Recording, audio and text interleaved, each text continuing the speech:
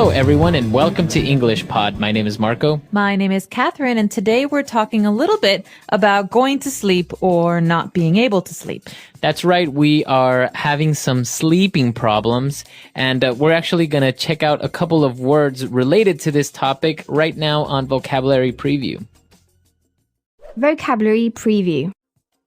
Okay, so the first word is actually the technical word that describes being unable to sleep. It's called insomnia. Right. So if you have insomnia, it means that you can't fall asleep. You can't sleep. Okay, so this is a pretty serious condition. For example, if you have insomnia and you don't sleep for 3 or 4 nights, you're not going to do very well at work, right? Right. Or if you're studying, you're tired at school, you can't concentrate. So it's a very big problem. What's that other word, though? We have insomnia, but we also have another interesting disorder. Right. If somebody is able to sleep but walks while they're sleeping, that person is called a sleepwalker. That's right. And you don't actually just have to walk to be a sleepwalker. Right. You can do any number of strange things like basically acting like you're awake when you're not. Exactly. So some people get up and walk, actually go outside. Some people get dressed. Some people even go downstairs and cook. Yeah, that's right. And the worst is the people who eat because they gain weight and they don't know why. Exactly. So sleepwalking is what you do. And if you do this, you're called a sleepwalker. Okay, sleepwalk is the verb. Sleepwalker is the noun or the person. All right, so we've taken a look at 2 words that we're going to find in our dialogue today. Why don't we go now and listen to the dialogue for the first time?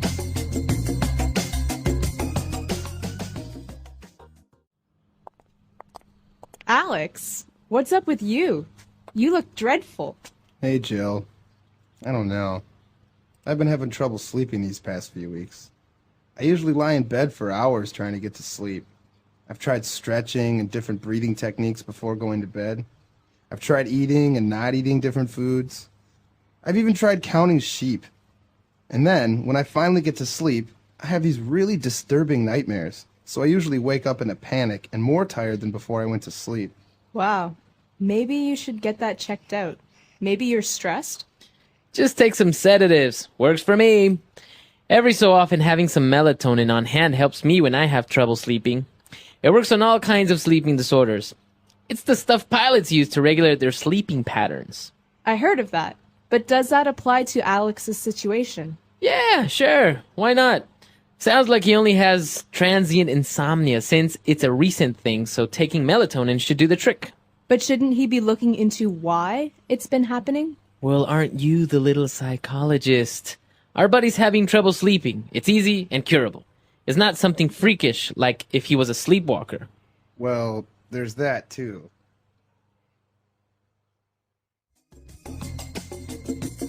All right, we're back. So obviously this person not only has insomnia, but also has nightmares, sleepwalks, a mess. That's right. And you can tell when someone hasn't been sleeping well. They have that look like there's bags under their eyes or they just look really tired. And so the friend here says, Alex, you look dreadful. That's right, dreadful. So this is an adjective and it's a way to describe someone that looks terrible. You look horrible. You look tired. You look sleepy.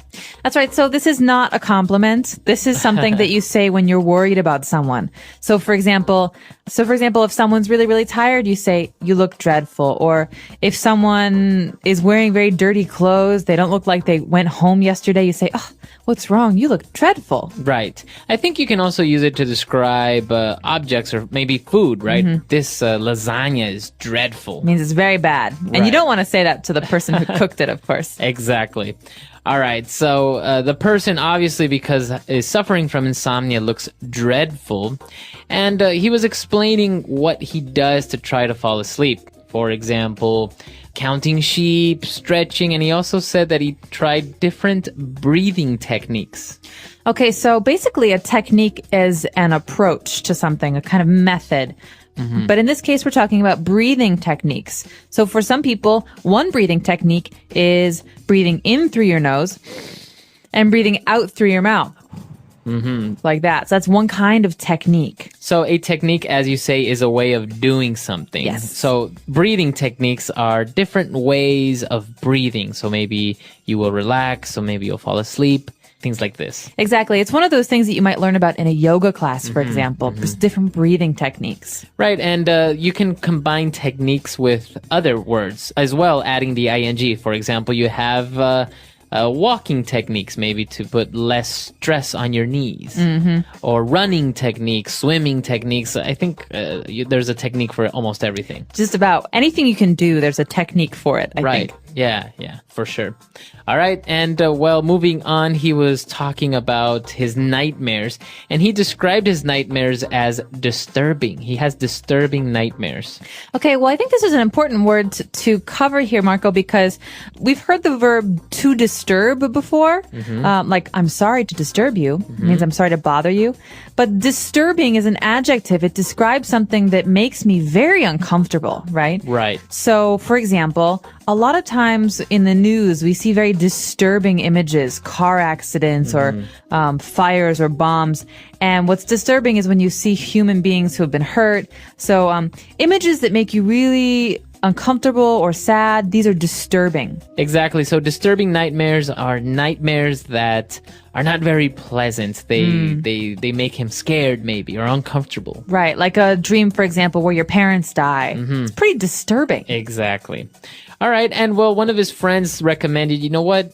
Stop with all of this. Just take some sedatives. Okay, so sedatives are a kind of medicine that help a person relax or that help make a person tired. Right. So I think it comes from the verb to sedate. Yes. And basically that is to calm down, to tranquilize. That's right. So in this case, we're talking about a person, but you can also give an animal sedatives. For example, if you want to take your dog on an airplane, the dog needs to relax, you give it some sedatives. Exactly. And I think when he mentioned a specific name of a sedative, it's melatonin. That's right. So melatonin, melatonin is a chemical that our bodies naturally produce that help calm us down. And so a lot of pharmaceutical companies or drug companies sell melatonin in a pill form. It's a chemical that helps you relax. Exactly. So obviously, if you take melatonin, you're going to feel sleepy or you're going to be very relaxed and you're going to fall asleep a lot easier. Well, hopefully. Hopefully. That's right. So, and well, the whole thing that we've been talking about, insomnia, sleepwalking, these are called sleeping disorders. Right. Or you might also hear the term sleep disorders. They mean problems with sleeping. So people who either cannot fall asleep or people who have bad dreams or people who sleepwalk. Exactly. So a disorder is something of an illness or a condition that is not normal. So for example, as you said, a sleeping disorder or a sleep disorder, it means that you're not able to sleep properly or normally. But there are other kinds of disorders, right? Right. I guess many people have heard of eating disorders. Okay, so that's basically people who do not eat like everyone else. Exactly. So that's what happens with a disorder. All right. So we've taken a look at a lot of vocab. Now it's time for us to take a look at Fluency Builder. But before that, why don't we listen to the dialogue again? Alex, what's up with you? You look dreadful. Hey, Jill. I don't know. I've been having trouble sleeping these past few weeks. I usually lie in bed for hours trying to get to sleep. I've tried stretching and different breathing techniques before going to bed. I've tried eating and not eating different foods. I've even tried counting sheep. And then, when I finally get to sleep, I have these really disturbing nightmares. So I usually wake up in a panic and more tired than before I went to sleep. Wow. Maybe you should get that checked out. Maybe you're stressed? Just take some sedatives. Works for me. Every so often, having some melatonin on hand helps me when I have trouble sleeping. It works on all kinds of sleeping disorders. It's the stuff pilots use to regulate their sleeping patterns. I heard of that. But does that apply to Alex's situation? Yeah, sure. Why not? Sounds like he only has transient insomnia since it's a recent thing, so taking melatonin should do the trick. But shouldn't he be looking into why it's been happening? Well, aren't you the little psychologist? Our buddy's having trouble sleeping. It's easy and curable. It's not something freakish like if he was a sleepwalker. Well, there's that too. All right, we're back. So now we have 3 main phrases for Fluency Builder. Why don't we start with the first one? Okay, so you heard in today's dialogue an interesting phrase. I don't know if it exists in other languages, but in English we say when you're trying to fall asleep, there's a good technique to help you do so. You count sheep. Yeah, I think you see it in cartoons all the time. A person is sleeping, and over that cartoon's head is a little cloud, and you see sheep jumping over a fence, right? So yeah, basically there's a fence, and you say 1, 2, Right. 3, and the process of counting helps relax a person. And then you fall asleep. Right. So counting sheep, I guess you're not literally out in a field counting sheep. You're just imagining sheep in your head, and you're trying to fall asleep. That's right, counting sheep. All right. And, well, one of his friends recommended that maybe he should go to a doctor. And Jill said that by saying, maybe you should get that checked out. Okay, so to get something checked out, to get it checked out, this means to have a professional give you a suggestion or to have a professional look at something. Exactly. So maybe you should get examined. Maybe you should go to the doctor.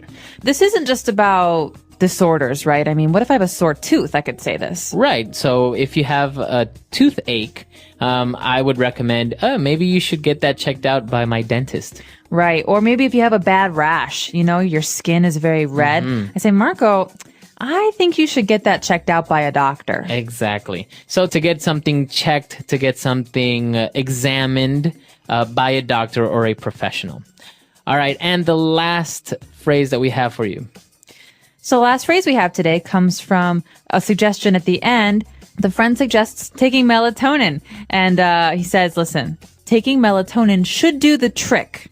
Right. So if you end a phrase by saying that should do the trick, basically you're saying that should solve your problem. That should help you. Exactly. So the trick, you don't have to think about what the trick is. It's just a way of saying it should fix your problem. So for example, when someone is fixing my car and they have one more thing to do and it's finished, he says, the car mechanic might say, that should do the trick. Right. That means problem solved. Or maybe you want to hang a picture on your wall. So somebody puts a nail in the wall and that should do the trick, and maybe that'll hold up the painting. Done. Okay. So that's a way of saying that should solve the problem. This should be the solution. That should be all. Okay. Okay. So why don't we go back and listen to the dialogue one last time?